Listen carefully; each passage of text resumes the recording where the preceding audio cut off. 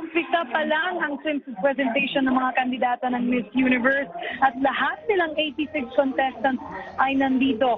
Ito ang unang pagkakataon na ang lahat ng mga kandidata ay nakasama-sama sa labas ng Maynila.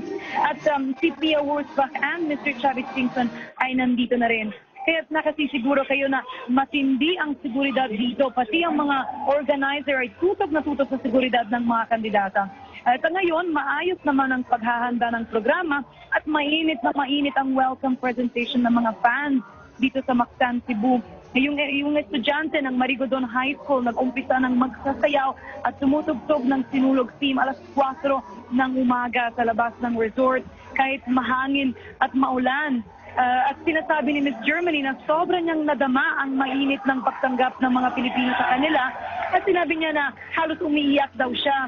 Dagdag pa niya, ito ang pinakamahalaga na alaala na dadalihin niya sa Germany pagkatapos ng kompetisyon.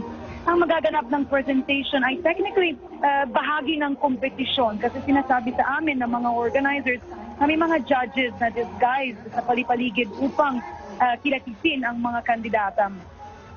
At mamaya meron silang sinulog team lunch, mall visit at ang mga kandidata naman ang magiging judges sa isang fashion show mamayang gabi. So magiging makahulugan ang magaganap dito para sa mga kandidata at sa mga Pilipino na nasasaksi sa kompetisyon nito. Thank you. Maraming salamat sa iyo, Isabella Montano. At yan